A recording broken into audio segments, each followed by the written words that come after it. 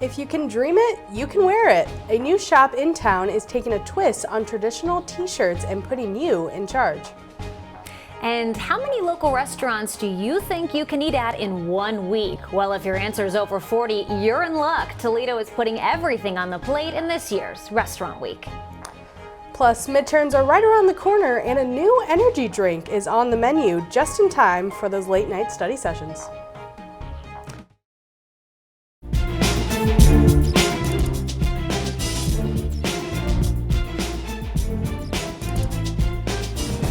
Live from the campus of Bowling Green State University.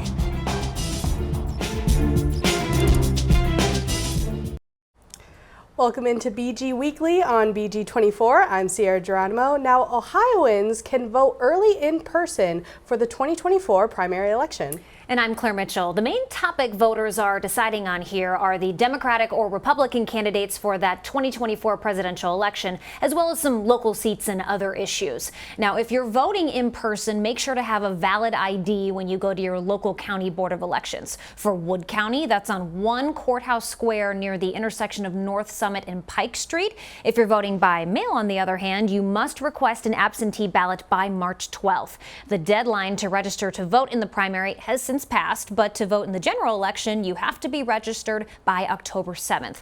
Early voting ends March 18th. Well, were you having some issues with your cell phone this morning? You were not the only one there. Data from Down Detector says T-Mobile, Verizon, AT&T, Boost Mobile, and Cricket Wireless started experiencing outages around 3:30 this morning. Officials say between all of the carriers, there were just over 86,000 outages. Now, as of 3:30 p.m., the Down Detector indicates all services from the mass outage have been restored, and the Federal Communications Commission says they are investigating the widespread outages. Your dream t-shirts are now just around the corner. Underground Printing opened this past Monday and is at the corner of East Wooster Street and Mainville Avenue. The custom t-shirt printing company is based out of Michigan and expanding across the eastern half of the country. The BG sales manager says the plan is to eventually work with BGSU Greek Life, student organizations, and other local businesses to make custom local clothes.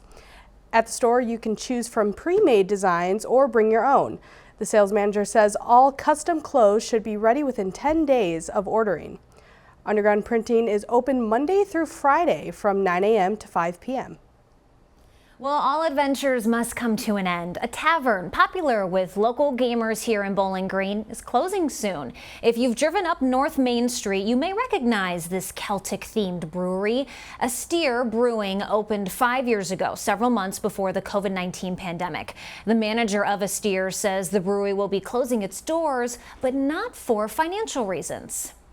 Because Chris Thompson, the owner and brewer, he has found a better opportunity for his day job, which directly supports both the business here and his home life.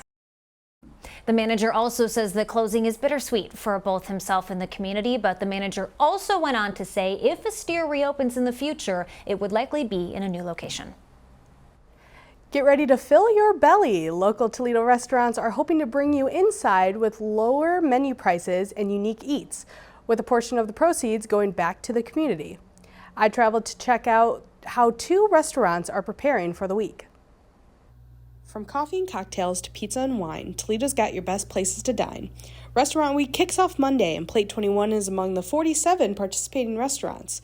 New owners Craig Mossing and Brittany Garathy tell us more. But this will be our first time participating in Restaurant Week, so we're excited about it. We've participated as customers in the past at a lot of different restaurants, but first time on this side of the counter. The coffee shop will be offering $5, $10, and $20 breakfast and lunch specials, all in an effort to support the community. Now that we are business owners, supporting the community and being a part of those events and basically bringing people together. Across town, another local participating restaurant is bringing a fun and delicious twist on classic Asian cuisine. We're a fast casual Asian fusion restaurant. We focus on farm to table. Everything's made from scratch, at an affordable price. So we offer a lot of bowls, which is the most popular, along with Asian influenced street tacos, snacks, and of course our bubble tea as well. With 2 locations in Toledo, head chef Ho-Chan Jang says he's happy to encourage people to check out Toledo restaurants. I feel like we're a little hidden under the radar, so I hope that it's something that people can be proud of that live in Toledo, that we have a really strong culinary scene here, and we have a lot of celebrated chefs and restaurants that we work hard to build, and hopefully that they will get to enjoy something, with one of our concepts that they can attend to as restaurants. Those looking to participate in Restaurant Week can download an interactive mobile passport, which allows you to view each restaurant's menu, hours, and even earn points at each restaurant you visit. To download a passport, visit the Restaurant Week Toledo website. While your phone might not work, there will be major slowdowns on your roadways, and schools will be closed with only 46 days until that total solar eclipse. BG City leaders want you and your family to be totally prepared and ready ahead of that historic moment. They invite you to the Wood County Public Library next Wednesday at 6 p.m. for a free presentation. Speaking of next week, it looks like we have some sun and some rain on the way. We'll bring in BG24's own Erin May. Erin, can you tell us more about when we are going to need our sunglasses and when we may need to break out the umbrella?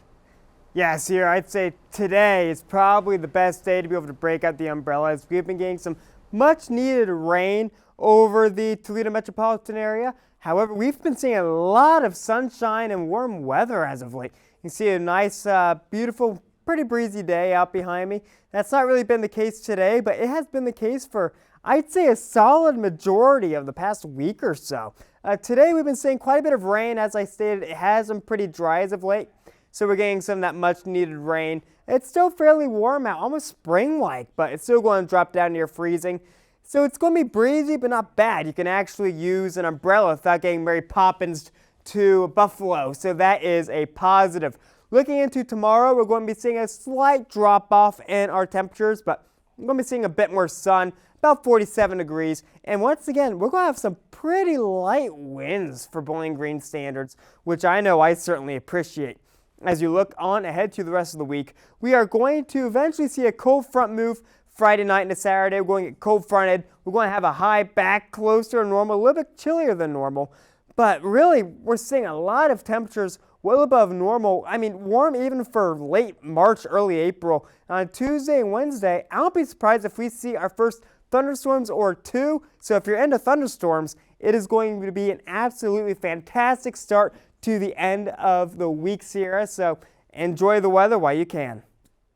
Well, Erin, I'll keep the sunshine and you can keep the rainstorms. Well, for many of us, our hair, it's a safety net, right? It's a form of expression. Can you imagine giving someone else a razor and then asking them to shave it all off? Well, dozens of people did just that this past weekend for BGSU and St. Baldricks' annual Shave-a-thon. The reason? Finding a cure for a disease hitting close to home. For local grandmother Karen Porter, she says it was a family affair. She led by example, getting her own head shaved and brought her daughter and grandson along to do the same. I have 7 kids and I have 16 grandkids, and I feel so blessed, and I don't want my kids to have to go through hearing your child has cancer. This is the 12th year BGSU has held the event, raising money for childhood cancer research, and organizers say they're only about $500 short of that $5,000 goal for the year. And if you're inclined to donate, you can check out our website, bgfalconmedia.com. With their newest menu item, you can really be running on Duncan. The coffee chain debuted their new caffeinated energy drinks on Wednesday.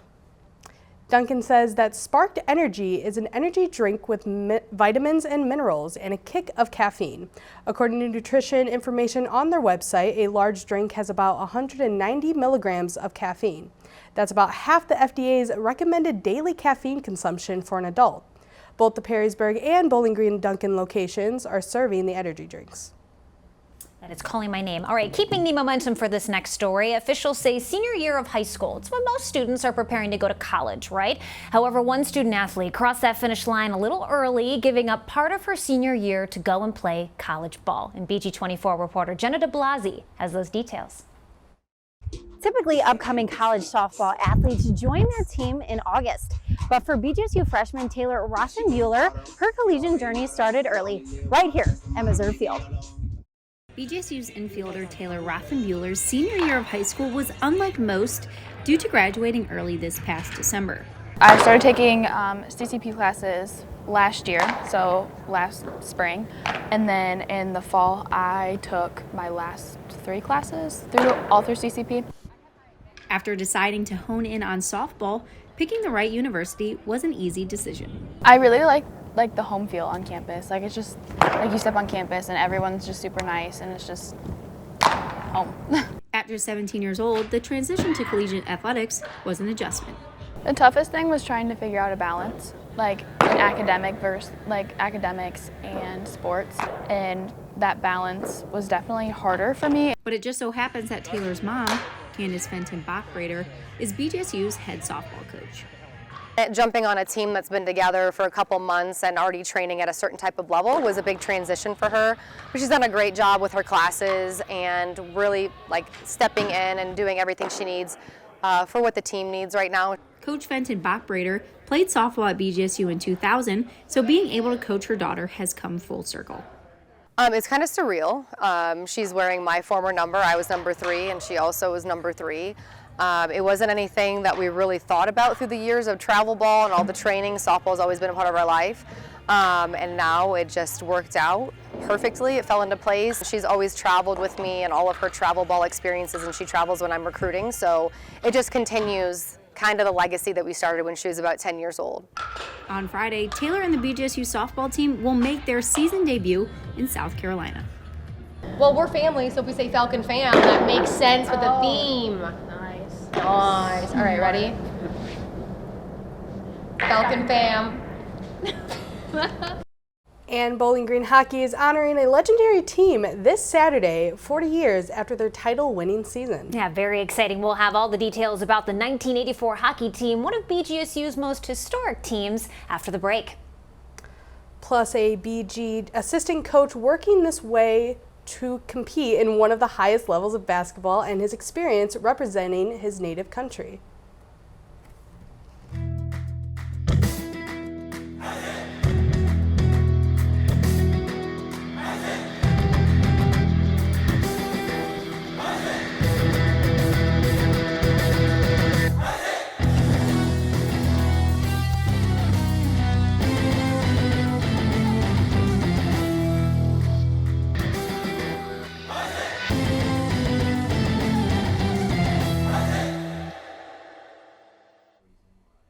BG24 Sports is brought to you by the Falcon Media Sports Network. Hello everyone, I'm Lucas Kleinmar. Playing for a national team is considered a huge honor. In August, BGSU men's basketball assistant coach Laurel Nairn Jr. is getting his opportunity to represent the Bahamian national team in the pre-Olympic qualifying tournament for men's basketball.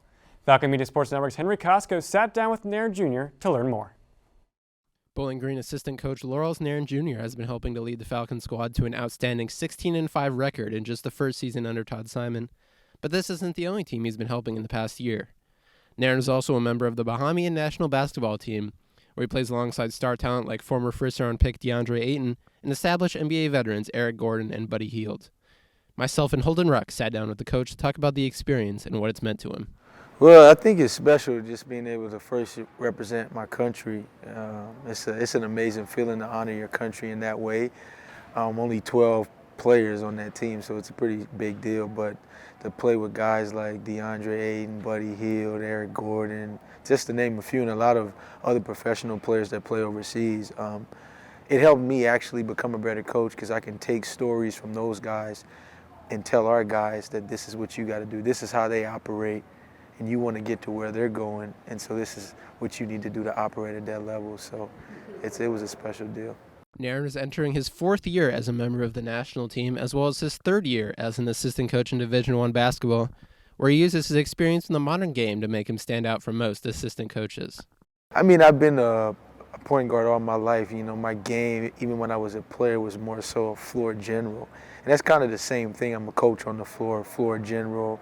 You know, playing defense, getting guys the ball where they need it. That's kind of my role on the team. So it's different. You can watch the full story by visiting bgfalconmedia.com. Moving over to hockey, Bowling Green has been hot, tying their longest win streak in the last 3 years.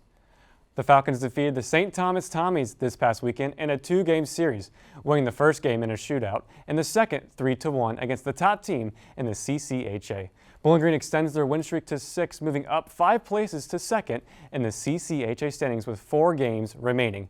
They have outscored opponents 23-13 in the last 6 games, scoring 40% of their total goals and 1/3 of their total conference games. BG faces off against Michigan Tech on this Friday and Saturday, looking to extend their winning streak. Speaking of Michigan Tech, Bowling Green is welcoming back their 1984 NCAA Hockey National Championship team this Saturday during their second game against the Huskies. BGSU made college hockey history with the longest national championship game in 1984 when the Falcons defeated the University of Minnesota Duluth in a game that went into 4 overtime periods. The score was tied at 4 apiece until Gino Cavallini scored his 25th goal of the season, sealing the first NCAA national championship in BG program history. Many members of the championship team will be at the Slater Family Ice Arena Saturday, and BGSU will showcase members of the 1984 team throughout the night. Puck drop for the game is set at 7:07 p.m. Up next in the Community Corner, meet 2 of the students who were just unmasked as Freddie and Frida at last week's women's basketball game.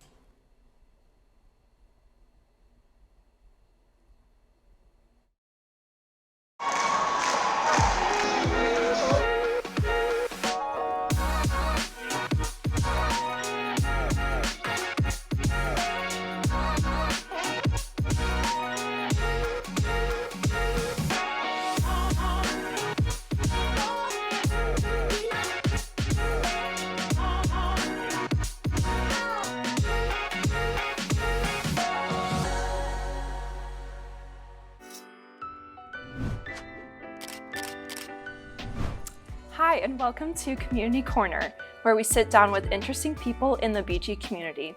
I'm Faye Sahowski. Many universities have mascot traditions. Here at BGSU, we have our beloved Freddie and Frida Falcon. Freddie debuted in 1950, and we started seeing Frida in 1966. Each year, students apply to wear the suit, only if they can keep the year-long secret. At the end of their stint as Freddie and Frida, they get revealed in a big celebration. And the latest reveal was this past Saturday at the women's basketball game. 6 students were finally able to disclose their secret of serving as Freddie and Frida for this school year. Today we're chatting with 2 newly revealed mascots, Erin Lynch and Kelly Nodal. Thanks for coming today, ladies. Thanks for having us. Of course. So first off, what was it like keeping such a big secret, and was there ever a time you almost revealed the secret? It was really hard. I'll be honest, there was a lot of white lies and a lot of creativity that went into those white lies. Agreed. I think some of the hardest lies were when we went down to cheer nationals with the cheer and dance team. Like leaving the state, like going to Disney was so hard to hide from our friends. Yes. Yeah, absolutely. I could never. You did a great job. I was stumped. And what was it like seeing all of your friends and family's reactions at the reveal? It was just incredible to finally share this experience with them, especially for my family, who like really had not been part of this BG community before. Getting to have them here and kind of see this world and share this year that I've had with me, that's been incredible. Yes. Obviously family, but one of my closest friends, we grew up together like since we were like 5. We've been friends, and she's a freshman this year, and she had no idea. So at reveal, she was sobbing the entire time. Oh, that's so sweet. Got emotional for Yes. sure. So I understand that you were both tour guides and orientation leaders together. So what was it like being a mascot and showing your school spirit on an even more elevated level than those positions? That's a great question. For orientation, you see every single student walk through those doors. And I think being Freddie and Frida, especially when we were doing events together, it was really cool when we recognized those people and like saw them like thriving in that environment. Absolutely. I think there's a few students that I got to see, like I gave them their tour, saw them at orientation, and then got to see them like as Freddie and Frida Falcon at events. So getting to like see them through their process and like see them kind of flourish as a student themselves, and just that was incredible. Kind of seeing them through that process. Yeah, absolutely. Spread their wings, become a Falcon. Yes. Awesome, awesome. So share with me one of your favorite memories from being a mascot. Oh gosh. My favorite one was definitely getting to compete in Disney at ESPN with our cheer and dance team. Frida, I got to compete with in the D1A game day division spirit program, and we got 7th. Awesome, that's so cool.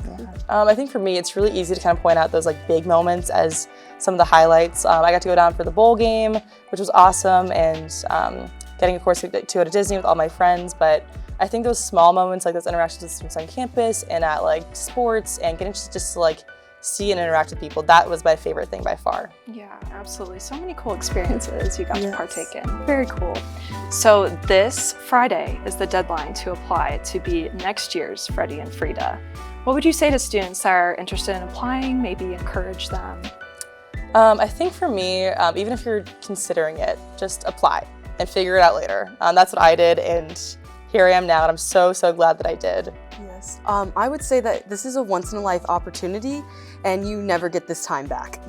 Awesome. That's great advice. That's awesome.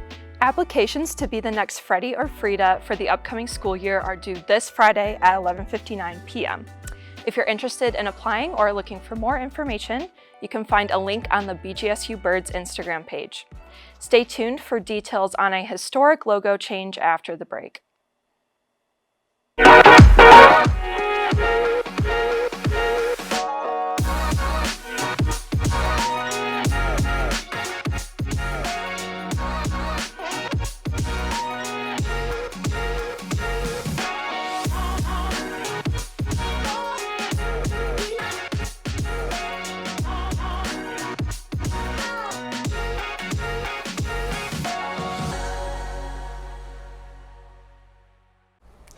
Take a look at this. The world's oldest unchanged brand logo is getting a facelift. Yeah, Lyle's Golden Syrup has been around for over 140 years, if you can believe it or not, and has never changed its logo.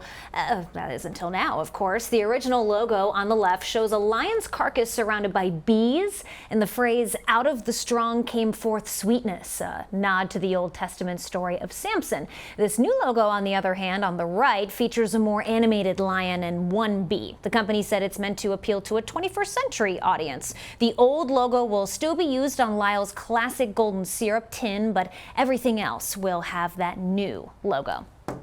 Very interesting. Yeah, I've not had that, but you know, to each his own. It's not going to change the taste, right? Yeah. Yeah. Thanks for watching BG24. Follow us for the latest news on social media at BG24 or online at bgfalconmedia.com. And we'll be right back here next week with updates from around Bowling Green and Wood County. See you soon.